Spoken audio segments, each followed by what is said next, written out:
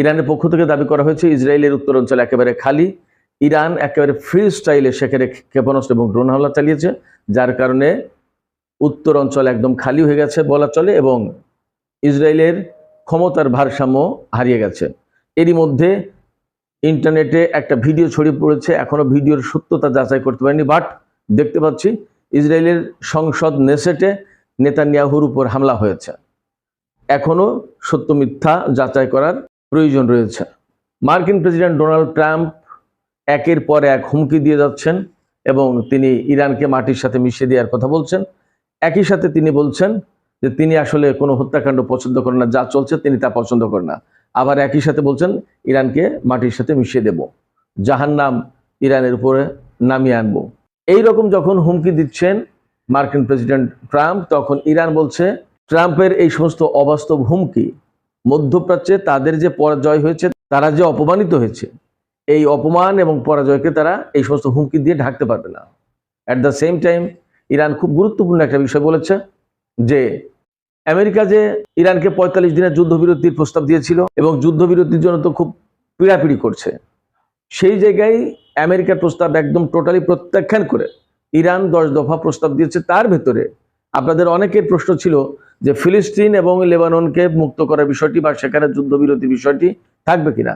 Iran পরিষ্কার করে বলেছে যে ইরান সহ মধ্যপ্রাচ্যে ফিলিস্তিন, লেবানন এবং অন্য যত জায়গায় আমেরিকা ইসরায়েল হামলা চালাচ্ছে, এর চিরদিনের জন্য একদম চির অবসান ঘটতে হবে এবং মধ্যপ্রাচ্য থেকে আমেরিকার সমস্ত ঘাঁটি সরিয়ে নিতে হবে, তাহলে তারা যুদ্ধবন্ধে রাজি আছে, ইরানের বক্তব্যটি। তো পরিস্থিতি যখন এই রকম, তখন আবার আমেরিকার বেশ কিছু সিনেটর, কংগ্রেসম্যান এবং পলিটিশিয়ান তারা 25th অ্যামেন্ডমেন্ট চালু করার বা সক্রিয় করার দাবি জানাচ্ছেন, যার প্রেক্ষাপটে প্রেসিডেন্ট ডোনাল্ড ট্রাম্পকে ক্ষমতা থেকে সরিয়ে দেওয়া যাবে। পরিস্থিতি আসলে যথেষ্ট জটিল। এই অবস্থায় আসলে মধ্যপ্রাচ্যের ভবিষ্যৎ, ইরান যুদ্ধের ভবিষ্যৎ কি হতে যাচ্ছে, সেই বিষয়গুলো নিয়ে আজকের আলোচনা। আশা করি সঙ্গেই থাকবেন। আর ভিডিও ভালো লাগলে লাইক, কমেন্ট, শেয়ার করতে ভুলবেন না। চ্যানেলটি সাবস্ক্রাইব করে সাথেই থাকুন। দর্শক, চলুন মূল আলোচনায় চলে যাই। তবে তার আগে ছোট্ট করে এখনকার যুদ্ধ পরিস্থিতির কি অবস্থা সেইগুলো আমি আপনাদেরকে একটু জানিয়ে দিই। ইসরায়েল এবং আমেরিকা ইরানের উপরে ব্যাপক হামলা চালিয়েছে, একদম ব্যাপক হামলা। তেহরানে প্রচণ্ড হামলা চালিয়েছে, ইস্পাহানে হামলা চালিয়েছে এবং আরও বেশ কিছু অঞ্চলে হামলা চালিয়েছে, বড় বড় হামলা সব। এই সমস্ত হামলা সহ্য করা আসলে কঠিন ব্যাপার। এই পরিস্থিতিতে ইরানও পাল্টা জবাব দিয়েছে। ইসরায়েল তো একটু আগেই বললাম, ইরানের এরোস্পেস ডিভিশনের যে কমান্ডার ব্রিগেডিয়ার জেনারেল মাজিদ মুসাবি, তিনি পরিষ্কার করে বলেছেন যে ইসরায়েলের উত্তরাঞ্চল একদম খালি হয়ে গেছে, সেখানে ইরান ফ্রি স্টাইলে ক্ষেপণাস্ত্র এবং ড্রোন হামলা চালাচ্ছে। তার মানে সেখানে প্রতিরোধ ব্যবস্থা নেই, ইন্টারসেপ্টর নেই। যাই হোক, ইরান আরও যে কাজ করেছে সেটা হচ্ছে যে সৌদি আরবের তেল স্থাপনা, কুয়েতের তেল স্থাপনা, এই সমস্ত জায়গায় হামলা চালিয়েছে। বিশেষ করে আরামকোতে, জুবাইল, সৌদি আরবের জুবাইলে হামলা চালিয়েছে। ইরান একদম সুস্পষ্ট করে বলেছে যে সৌদি আরবের এই সমস্ত পেট্রোকেমিক্যাল ইন্ডাস্ট্রি, এখানে আমেরিকার প্রচুর ইনভেস্টমেন্ট আছে। এই অবস্থায় ইরান তার ইনফ্রাস্ট্রাকচারে যখন হামলা চালাচ্ছে আমেরিকা এবং ইসরায়েল, তখন ইরানও, এখানে তো আর আমেরিকাকে পাচ্ছে না, আমেরিকার স্বার্থ যেখানে আছে সেখানে হামলা চালাচ্ছে। ইরানের ভিতরে আমেরিকা যে হামলা চালিয়েছে তার ভিতরে ইহুদিদের একটা সিনাগগ একদম ধ্বংস হয়ে গেছে। ইহুদিদের সিনাগগ হচ্ছে তাদের উপাসনালয়, সেই সিনাগগ ধ্বংস হয়ে গেছে। ডোনাল্ড ট্রাম্প এই যুদ্ধ পরিস্থিতির ভিতরে আর একটা হাস্যকর বক্তব্য দিয়েছেন। আসলে তার তো মাথায় সমস্যা আছে মনে হয়। তিনি বলেছেন যে তিনি খুব দ্রুতই স্প্যানিশ ল্যাঙ্গুয়েজ শিখে নেবেন, স্প্যানিশ শিখবেন। স্পেনের যে ভাষা, এই ভাষাটা ভেনিজুয়েলায় চলে। আপনারা জানেন হয়তো যে দক্ষিণ আমেরিকার মধ্য অঞ্চলে বিভিন্ন জায়গায় স্পেনের ল্যাঙ্গুয়েজ চলে। তো তিনি দ্রুতই স্প্যানিশ শিখবেন, স্প্যানিশ শিখে ভেনিজুয়েলার প্রেসিডেন্ট পদে নির্বাচন করবেন। অর্থাৎ আমেরিকায় তার এই মেয়াদ শেষ হলে তিনি ভেনিজুয়েলায় নির্বাচন করবেন। ভাবতে পারেন ডোনাল্ড ট্রাম্পের মন মানসিকতা। এই যে ইরানের ভেতরে যে পাইলট উদ্ধার কেলেঙ্কারি যে সমস্ত ঘটনা ঘটেছে, এই ব্যাপারে মার্কিন যুদ্ধমন্ত্রী পিট হেগসেট বলেছেন যে ইরানের আকাশের উপর আমাদের পরিপূর্ণ নিয়ন্ত্রণ ছিল বা আছে। আমরা 7 ঘন্টা সেখানে বিমান উড়িয়ে আমরা পাইলট উদ্ধার অভিযান চালিয়েছি, ইরান কিছুই করতে পারেনি। আপনারা তো সবাই দেখেছেন, জানেন যে ইরান কি করেছে। ইরান আমেরিকার বহু সংখ্যক বিমানকে ধ্বংস করেছে এবং আমি খুব সিরিয়াসলি বিশ্বাস করছি যে বেশ কিছু মার্কিন সেনাকে আটক করেছে এবং অনেক সেনা তো মারা গেছেই। কি হয়েছে পরিস্থিতি সেটা কিছুদিনের ভিতরে হয়তো পরিষ্কার হবে। যুদ্ধ পরিস্থিতির ভিতরে আসলে অনেক কিছু জানা যায় না, আর যুদ্ধের কৌশলের কারণেও ইরান অনেক কিছু হয়তো প্রকাশ করছে না। সময় আসলে অনেক কিছু আমরা জানতে পারবো। এর ভিতরে প্রেসিডেন্ট এরদোগান একজন ব্যক্তিকে হিটলারের সাথে তুলনা করেছেন। আসলে তিনি কাকে হিটলারের সাথে তুলনা করেছেন সেটা একটা বিষয় বটে। তিনি বলেছেন যারা যুদ্ধ বন্ধ করতে চায় না, এভাবে মানুষ হত্যা করে ইত্যাদি ইত্যাদি, তারা প্রকৃতপক্ষে হিটলারের সাথে তুলনাযোগ্য। আমি মনে করি যে হয়তো তিনি ডোনাল্ড ট্রাম্পকেই এই হিটলারের সাথে তুলনা করেছেন। ইরান এবং আমেরিকা ও ইসরায়েলের মধ্যকার যুদ্ধ তখন এরকম ক্রিটিক্যাল পজিশনে, তখন কিন্তু ইউরোপের দেশগুলো, আপনারা সবাই জানেন যে আমেরিকা থেকে মুখ ফিরিয়ে নিয়েছে, ইসরায়েলের সাথেও সম্পর্ক খুব একটা রাখছে না। এই পরিস্থিতিতে ফ্রান্সের প্রেসিডেন্ট ইমানুয়েল ম্যাক্রন, আমি একটা খবরে দেখলাম, খবরটা আরেকটু যাচাই বাছাই করা দরকার, বাট আমি তবু জানিয়ে রাখি, আমেরিকায় গচ্ছিত 120 টন সোনা সম্ভবত তিনি এগুলো বিক্রি করে দিয়েছেন, দিয়ে ইউরোপ থেকে তিনি স্বর্ণ কিনেছেন। কারণ হচ্ছে তিনি বলেছেন অন্য দেশগুলোকেও আহ্বান জানিয়েছেন যে আমেরিকায় গচ্ছিত স্বর্ণ আপনারা সবাই বিক্রি করে দেন, দিয়ে নিজেদের দেশে নিয়ে আসেন, না হলে যে কোনো সময় ডোনাল্ড ট্রাম্প এগুলো সিজ করতে পারে। ইউরোপের দেশগুলো বা নেটোভুক্ত দেশগুলো তো এই যে যুদ্ধে ডোনাল্ড ট্রাম্পের সাথে সহযোগিতা করেনি, সেই কারণে ম্যাক্রন ঠিকই বুঝতে পেরেছে এবং তিনি সতর্কতা অবলম্বন করে দ্রুত আমেরিকায় রাখা স্বর্ণ বিক্রি করে দিয়েছেন এবং অন্যান্য দেশকেও বলেছেন, তা না হলে যে কোনো মুহূর্তে ডোনাল্ড ট্রাম্প বলবে তোমরা সহযোগিতা করনি, তোমরা আমাকে এই হেল্প করনি, নেটো জোটে থাকার কারণে এইভাবে হেল্প করার কথা ছিল কিন্তু করনি, এখন আমি এই স্বর্ণ নিয়ে নিলাম, কিছু করার থাকবে না, বিরাট এক ঝামেলা তৈরি হবে। সেক্ষেত্রে ইমানুয়েল ম্যাক্রন, ফ্রান্সের প্রেসিডেন্ট, তিনি এই কাজটা করেছেন, সম্ভবত তিনি বুদ্ধির পরিচয় দিয়েছেন। দর্শক আপনারা কি বলবেন আমি জানি না।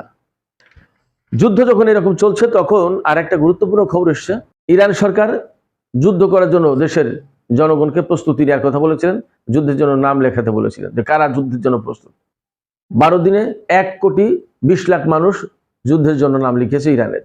এবং ইরানের মজার ব্যাপার হচ্ছে যে তরুণ সম্প্রদায় ব্যাপক, বিরাট একটা সংখ্যক, সম্ভবত 30-40%, আমার সে মনে নেই, একটা বড় সংখ্যক, উল্লেখযোগ্য সংখ্যক মানুষ, ইয়াং জেনারেশনের যারা তরুণী না তরুণ বলছি, তারা যুদ্ধ করতে সক্ষম, 21 থেকে 40 বছরের ভেতরে বয়স যাদের, এরকম একটা, এটা বিরাট একটা গুরুত্বপূর্ণ ব্যাপার ইরানের জন্য। ইরান খুব একটা সুবিধাজনক পজিশনে এই জায়গায়। এর ভিতরে আরেকটা গুরুত্বপূর্ণ কথা আমি আপনাদেরকে একটু জানিয়ে রাখি, সৌদি আরবের সামনে ভীষণ 2030 ছিল। এই সময়ের ভিতরে দেশের অর্থনৈতিক উন্নয়ন অনেক কিছু করে ফেলবে, দেশকে ট্যুরিজমে ভরে দেবে, শিল্পায়ন করবে, অনেক কিছু করার প্ল্যান ছিল। কিন্তু বর্তমান যে যুদ্ধ এবং তেল রপ্তানির যে পরিস্থিতি, তাতে তাদের এই প্ল্যান মায়ের খেয়ে যেতে পারে, বানচাল হয়ে যেতে পারে।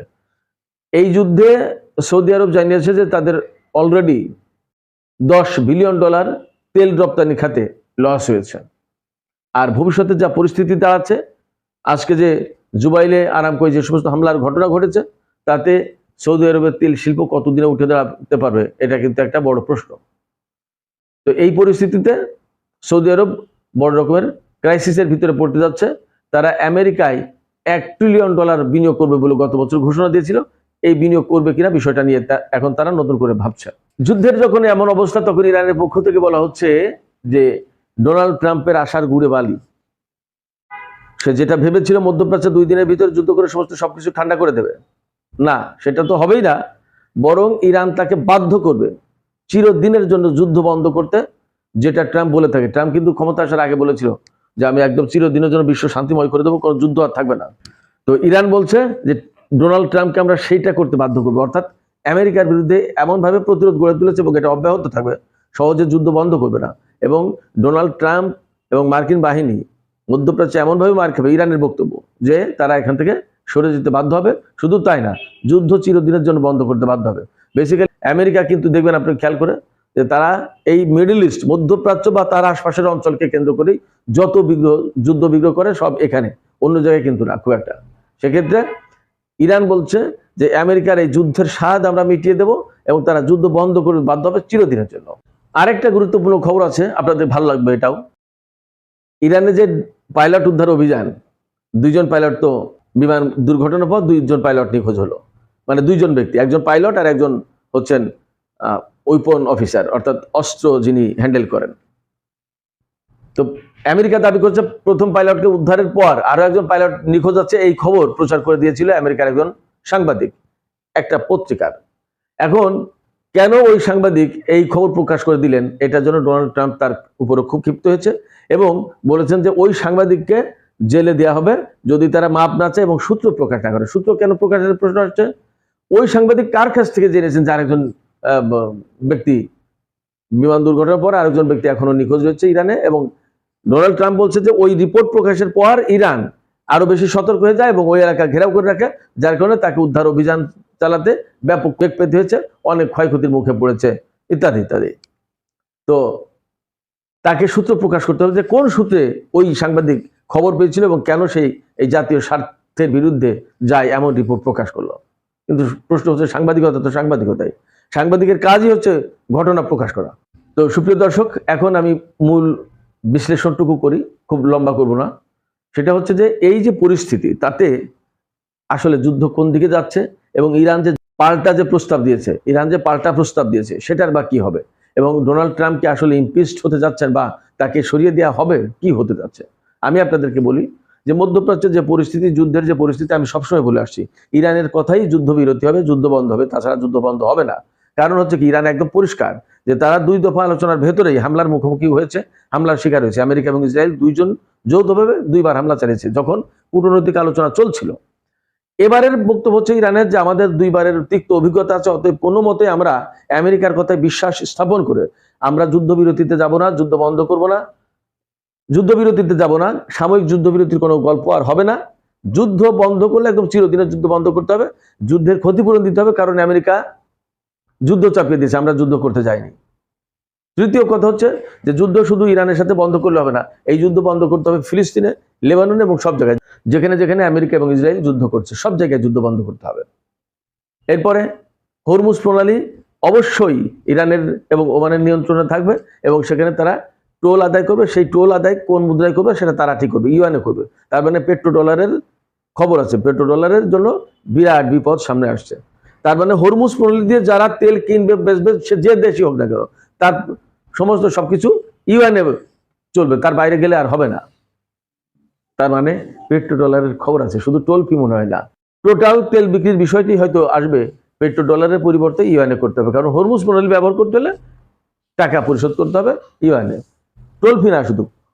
হয়তো ইরান এইটাই দেখবে যে এই তেলের দাম ডলারে পরিশোধ হয়েছে না ইউএনএ পরিশোধ হয়েছে।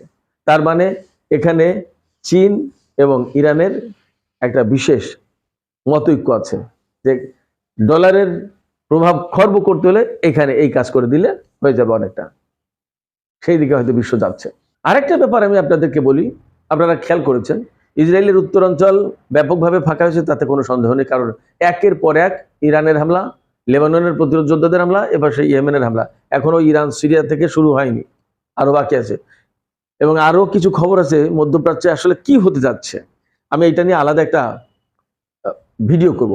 এখানে শুধু বলে রাখি যে আরো অনেক বড় প্রতিরোধ সামনে আসছে, কিভাবে আসবে সেই গল্প ওই ভিডিওতে বলবো। তো এখানে যে পরিস্থিতি দাঁড়াচ্ছে তাতে ইসরায়েলের পরিস্থিতি আসলে ভালো থাকবে না, ভালো থাকার কোনো কারণ নেই। মধ্যপ্রাচ্যের দেশগুলোতে ইসরায়েল বিভিন্ন সময় যেভাবে অত্যাচার, নির্যাতন, হত্যাকাণ্ড চালিয়েছে, তাতে ইসরায়েলের বিরুদ্ধে প্রত্যেকটা দেশের সাধারণ মানুষ ব্যাপকভাবে ক্ষিপ্ত। এই ক্ষিপ্ততার কারণে ইসরায়েলের ভবিষ্যৎ অন্ধকার আমার কাছে মনে হচ্ছে। এমন পরিস্থিতি কি হয় জানি না, এবং যে পরিস্থিতি যেদিকে যাচ্ছে দিন দিন, তাতে কিন্তু মানে এবার একটা চূড়ান্ত ফয়সালা হবে, এই কথা আমার কাছে সবসময় বিশ্বাস হয়েছে। আমি এই কথা সবসময় বলেছি এবং আমার কাছে মনে হচ্ছে যে সেটা হতে যাচ্ছে। এখন ইরান কত দূর চালিয়ে নিয়ে যেতে পারবে সেটার উপরে ডিপেন্ড করছে অনেক কিছু। তবে ইরানের হাতে তাদের বক্তব্য অনুসারে এখনো যে পরিমাণে সামরিক প্রতিরক্ষা সরঞ্জাম এবং যুদ্ধাস্ত্র রয়েছে, তাতে ইরান সহজে ছাড়বে না, সহজে যুদ্ধ বন্ধ করবে না। চিরদিনের জন্য যুদ্ধ বন্ধ না হলে ইরান যুদ্ধবিরতি করবে না। সেক্ষেত্রে সারা বিশ্ব ভীষণভাবে অনিশ্চয়তার মুখে পড়বে। এই অবস্থায় অবশ্যই ইসরায়েল এবং আমেরিকা চাপের মুখে পড়েছে এবং আরো মারাত্মক রকমের চাপের মুখে পড়বে, কারণ এই যুদ্ধ অন্যায় যুদ্ধ, সারা বিশ্বের মানুষ এটা বলছে। এই অবস্থায় আমেরিকায় যে দাবি উঠেছে নো কিং, এই আন্দোলন তো হয়েছেই, তারপরে আরো বড় যে আন্দোলন হচ্ছে এখন বুদ্ধিবৃত্তিক পর্যায় থেকে, রাজনৈতিক পর্যায় থেকে এবং মার্কিন সিনেট প্রতিনিধি পরিষদ অর্থাৎ কংগ্রেস থেকে, সেখানে দাবি উঠেছে ডোনাল্ড ট্রাম্পের বিরুদ্ধে 25th অ্যামেন্ডমেন্ট কার্যকর করা হোক। 25th অ্যামেন্ডমেন্টে কি বলা হয়েছে? এইখানে বলা হয়েছে যে প্রেসিডেন্ট যদি দায়িত্ব পালনে অসমর্থ হয়, অযোগ্য হয়, তাহলে এই অ্যামেন্ডমেন্ট সচল করে তাকে সরিয়ে দিতে হবে ক্ষমতা থেকে। আরো কিছু কথা আছে, ভাইস প্রেসিডেন্টের ব্যাপার স্যাপার আছে, ইত্যাদি ইত্যাদি। কিন্তু এখানে প্রশ্ন হচ্ছে ডোনাল্ড ট্রাম্পকে কেন অযোগ্য বলে গণ্য করছেন এবং 25th অ্যামেন্ডমেন্ট এখানে চালু করতে বলছেন? এই কারণে যে ডোনাল্ড ট্রাম্পের কারণে আমেরিকার পরিস্থিতি খারাপ হয়ে গেছে এবং সারা বিশ্ব ঝুঁকির মুখে। এই অবস্থায় তিনি যোগ্যতার সাথে পরিস্থিতি হ্যান্ডেল করতে পারছেন না এবং অযৌক্তিক একটা যুদ্ধ শুরু করেছেন, যার কারণে আমেরিকার সেনাবাহিনী, আমেরিকার সামরিক সম্পদ, আমেরিকার ঘাঁটি, আমেরিকার জনগণ, এমনকি আমেরিকার মূল ভূখণ্ড এখন হুমকির মুখে। এই অবস্থায় অ্যাকচুয়ালি ডোনাল্ড ট্রাম্প সবকিছু ভেরি নাইসলি হ্যান্ডেল করতে পারছে না। এই দাবি করে তারা 25th অ্যামেন্ডমেন্ট কার্যকর বা সচল করতে চান, যার অধীনে ডোনাল্ড ট্রাম্পকে সরিয়ে দেওয়া যাবে। কিন্তু এটা সহজ হবে কিনা সেটা একটা প্রশ্ন, আমরা অপেক্ষা করি, কি হয় দেখি। এর ভিতরে আরেকটু কথা আমি বলে শেষ করি, সেটা হচ্ছে ইসরায়েলের পরিস্থিতিও কিন্তু একই রকম। জনগণ সেখানে ব্যাপকভাবে বিক্ষোভ করছে, নেতানিয়াহুর পদত্যাগ দাবি করছে, এই মুহূর্তেই যুদ্ধ বন্ধ করতে হবে এটাও বলছে। নট অনলি দ্যাট, একটা ভিডিও ছড়িয়েছে, ভিডিওটা আসলে সত্য কিনা এখনো যাচাই বাছাই করা মুশকিল, কারণ প্রচন্ড রকমের সেন্সর আছে। ছোট্ট একটা শর্টস হিসেবে প্রচার হয়েছে, তাতে দেখা যাচ্ছে ইসরায়েলের সংসদ নেসেটে নেতানিয়াহুর উপর হামলা হয়েছে এবং ব্যাপক মারামারি হয়েছে। অ্যাকচুয়ালি কি ঘটেছে তা জানার জন্য হয়তো আমাদেরকে কিছু সময় অথবা বেশ কিছুদিন সময় অপেক্ষা করতে হবে, আসলে কি ঘটেছে তখন জানা যাবে। তো সুপ্রিয় দর্শক, এখনকার আলোচনা এখানে শেষ করব। আপনাদের কাছে আমি শুধু জানতে চাই, আসলে বিশ্ব পরিস্থিতি কোন দিকে যাচ্ছে। ইরান যে বলছে আমেরিকা কোনো মতেই নিজের ইচ্ছায় যুদ্ধ বন্ধ করতে পারবে না এবং আমেরিকা যাতে চিরদিনের জন্য যুদ্ধ বন্ধ করতে বাধ্য হয়, আমরা সেই কাজ করব। আপনারা কি মনে করেন যে ইরান সেই কাজ করতে পারবে? কি মনে হয় আপনাদের? আপনাদের মতামত কমেন্টে জানাতে পারেন। আর ভিডিও ভালো লাগলে লাইক, কমেন্ট, শেয়ার করবেন এবং চ্যানেলটি সাবস্ক্রাইব করে সাথেই থাকবেন। আপনাদের সবাইকে অনেক অনেক ধন্যবাদ। আল্লাহ হাফেজ।